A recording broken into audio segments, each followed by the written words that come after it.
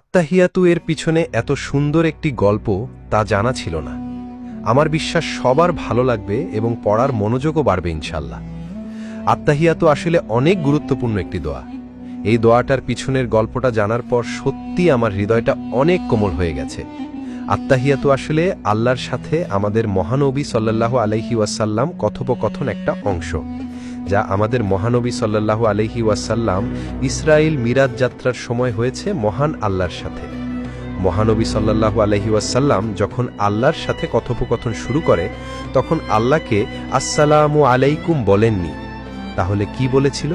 কারণ আমরা মহান আল্লাহকে বলতে পারবো না আল্লাহ আপনার উপর শান্তি নাজিল হোক, কারণ আল্লাহ নিজেই একমাত্র পৃথিবীর সকল শান্তির এবং রহমতের উৎপত্তিস্থল। মহানবী সাল্লাল্লাহু আলাইহি ওয়াসাল্লাম আল্লাহকে উদ্দেশ্য করে বলেছিলেন, আত্তাহিয়াতু লিল্লাহি ওয়াসসালাওয়াতু ওয়াত-তাইয়্যিবাতু, অর্থ যাবতীয় সম্মান, যাবতীয় উপাসনা ও যাবতীয় পবিত্র বিষয় আল্লাহর জন্য।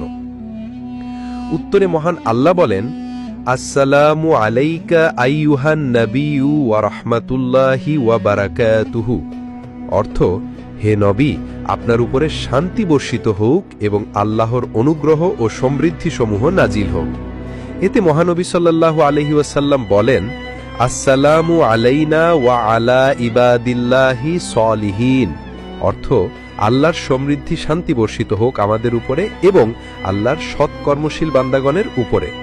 মহান আল্লাহ এবং মহানবী সাল্লাল্লাহু আলাইহি ওয়াসাল্লাম এই কথোপকথন শুনে ফেরেশতারা বলেন, আশহাদু আল্লা ইলাহা ইল্লাল্লাহু ওয়া আশহাদু আন্না মুহাম্মাদান আবদুহু ওয়া রাসূলুহু, অর্থ আমি সাক্ষ্য দিচ্ছি যে আল্লাহ ব্যতীত কোনো উপাস্য নেই এবং আমি সাক্ষ্য দিচ্ছি যে মুহাম্মদ সাল্লাল্লাহু আলাইহি ওয়াসাল্লাম তার বান্দা ও রাসূল।